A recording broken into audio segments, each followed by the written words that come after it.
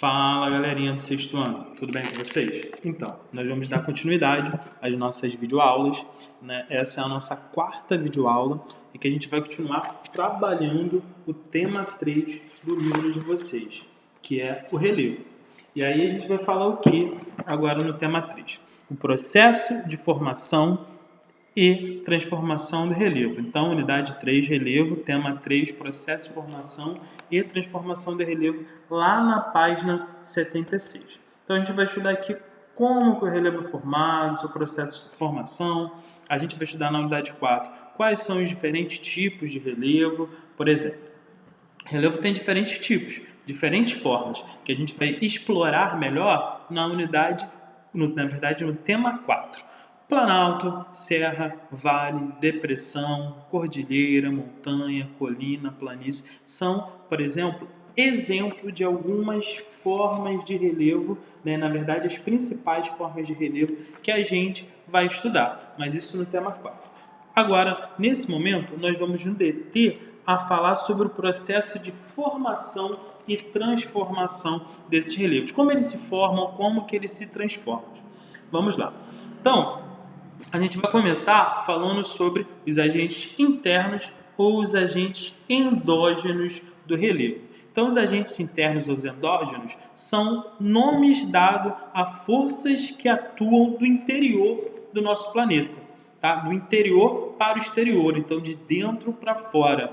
E aí isso vai provocar o quê? Modificação na superfície terrestre.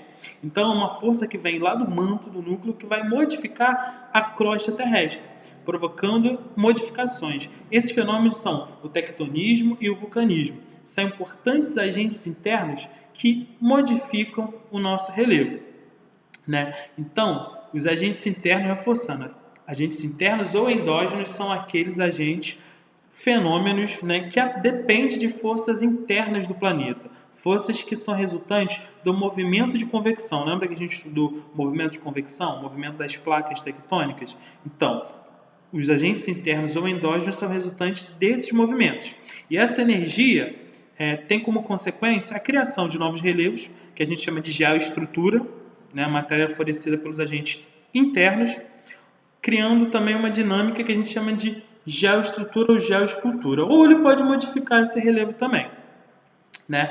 Esse movimento são movimentos lentos das placas tectônicas, mas quando eles são provocados, quando elas se chocam, quando elas se separam, ou quando elas atritam uma na outra, a gente viu que provoca aí fenômenos, e esses fenômenos podem vir a modificar o relevo, tá? Vamos começar sobre o tectonismo e o vulcanismo. O tectonismo, pessoal, corresponde a uma manifestação das forças internas da Terra. O choque entre placa tectônica, por exemplo. Lembra que a gente estudou o choque entre as placas tectônicas?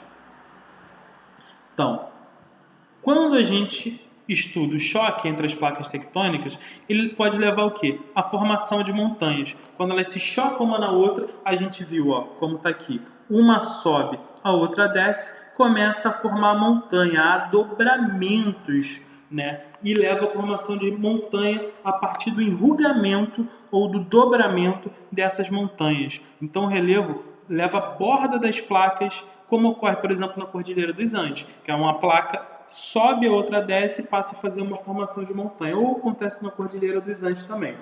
Existe também o movimento de rebaixamento e elevação de grandes extensões, que são ocasionados pelo deslocamento das placas, né, na horizontal. Quando as placas se deslocam na horizontal, acontece o que a gente chama de falha.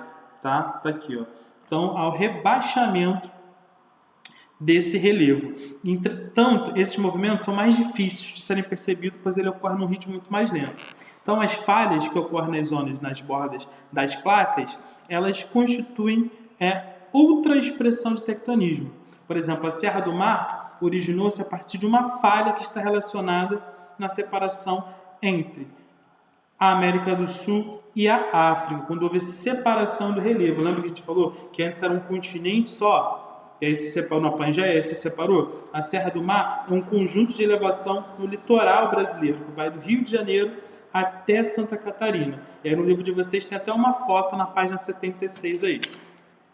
Tá? E aí, só isso, professor, que ocorre? Não. Essas não são as únicas consequências do tectonismo, não. Esse é o vulcanismo, a gente vai falar daqui a pouco, né?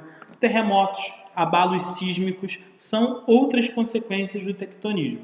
Tá? Então, os terremotos, eles são vibrações que ocorrem na crosta terrestre, né, causada pelo movimento das placas que vão acumulando tensão nas bordas até atingir o limite. Lembra que a gente falou que essa tensão ela pode ser menor ou maior, esses terremotos, esses abalos sísmicos, e aí a gente tem um aparelho chamado sismógrafo que pode medir. E aí ele tem uma escala, que chama de escala Richter, que vai de uma falha que só o aparelho pode, de um abalo que só o aparelho consegue medir, até um abalo maior, que são tremores que causam algumas destruição. Aqui a gente tem, por exemplo, exemplo, né, nas imagens de locais que foram destruídos por conta da força do terremoto.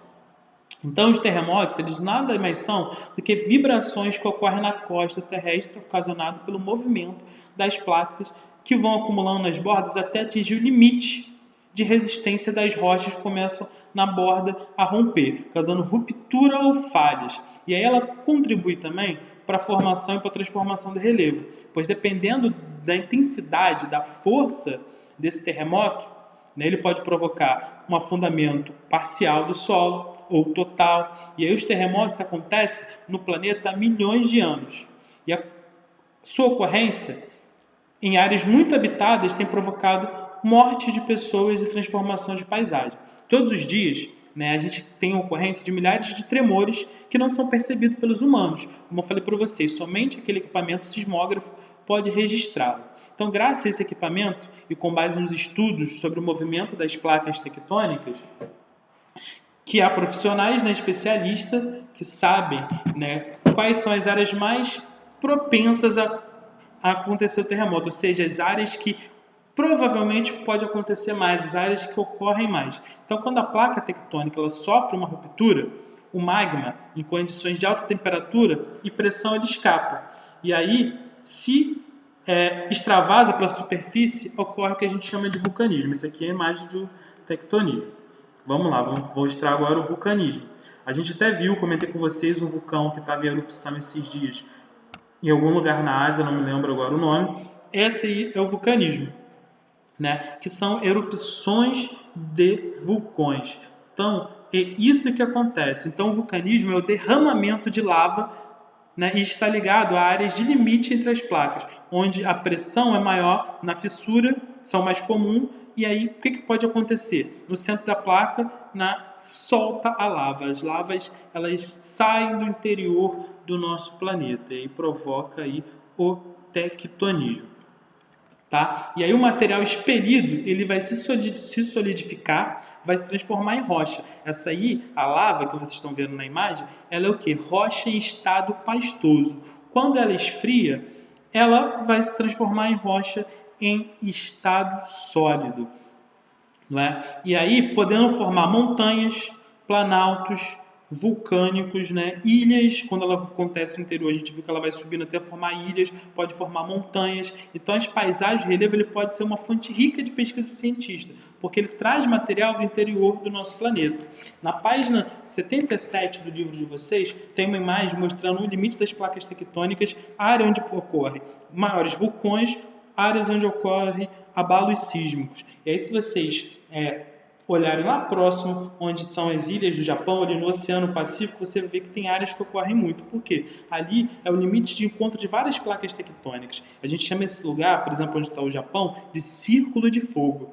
Por quê? Porque está no limite ali. Então acontece muitos vulcões ativos, muito terremoto, muito maremoto. Tanto que os japoneses eles desenvolveram uma tecnologia para a construção de prédios em que a estrutura com mola na base, porque o prédio ele vai balançar, mas ele não vai cair. E além de treinamento para crianças nas escolas para saber como lidar aí.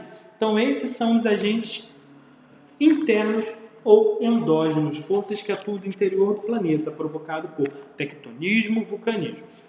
Ah, mas só existe esse, professor? Não, a gente também tem os agentes externos, os agentes que a gente chama de agentes exógenos. Não é? E aí a gente vai começar a falar desse. Vou começar a botar no tópico aqui. Ó.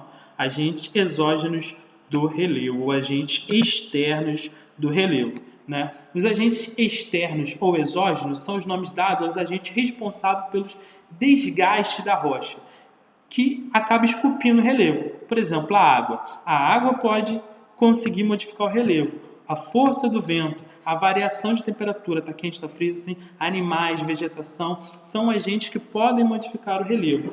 Vocês provavelmente já ouviram o ditado, se não os pais de vocês, com certeza, água mole em pedra dura, tanto bate até que fura. Por que a gente fala desse ditado? Porque a gente está falando da modificação que a água pode fazer na rocha, de um dia para o outro. Lógico que não. Isso leva milhares de anos, centenas de anos para acontecer essa modificação, né, no relevo por força da água ou por força dos ventos. Mas eles também podem modificar o nosso relevo.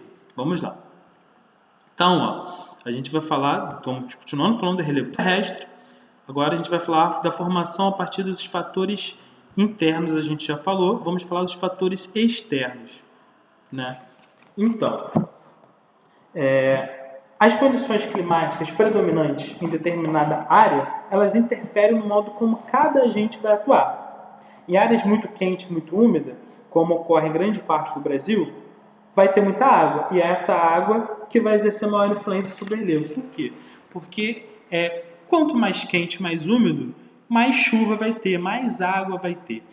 Igual a gente pode notar que uma característica do nosso clima é o quê? A gente tem verões quentes e úmidos e invernos secos. Por isso que o inverno seco, quem tem problema respiratório, bronquite, asma, tem. Porque chove menos. Como no verão faz muito calor, né, então evapora mais água, então chove mais. Essas são aquelas chuvas de verões, fortes, que alagam São Gonçalo, alagam Rio de Janeiro. Então essas chuvas provocam muita água, por isso que tem muita chuva. Então a gente fala que o inverno é úmido. E no verão é úmido. Então no inverno é mais seco, quase não chove. A gente está dias aí sem ter uma chuva. Então a gente tem esse fenômeno, por isso que o ar fica mais seco e tem problema respiratório. E aí grande parte do Brasil, por conta da condição de floresta, parte da região sudeste, principalmente a região norte do Brasil, onde está a floresta amazônica, são locais de clima quente e úmido. Faz muito calor o tempo inteiro, tem muita umidade, são muitos rios, então chove o tempo inteiro também. E aí esses são responsáveis por modificação no relevo, tá? Então, por definição, os fatores externos de formação do relevo terrestre são aqueles que modelam a superfície já formada pelos fatores internos. Então, formou uma montanha, os fatores internos formou um relevo, né, por processo tectônico, e aí os agentes externos, enquanto fatores endógenos, estrutura relevo, eles realizam um trabalho de escultura, eles vão fazer esculpir uma montanha. Mas os processos exógenos não ocorrem da mesma maneira em todos os ambientes da Terra, como a gente falou. Ou seja, depende de cada região ou de outro agente de formação externa do relevo que irá predominar. Lugares quentes, lugares úmidos, se vai ser a água, se vai ser o vento, né? Nas regiões de elevada altitude, a gente tem o quê? O trabalho do gelo. É muito mais importante do que o demais outros agentes. Nos desertos, o vento se sobressai. Nas regiões equatoriais, é o trabalho da água, como a gente falou, que é na floresta amazônica ali. Aquela região a gente vê o trabalho da água fundamental, porque tem muito mais água quente e úmida. Então, cada ambiente do planeta, a gente vai ver a atuação de um fator do planeta, um fator que vai exercer força, tá? Então, a gente tem fatores diferentes aí. Vou encerrar o vídeo por aqui, vou continuar depois.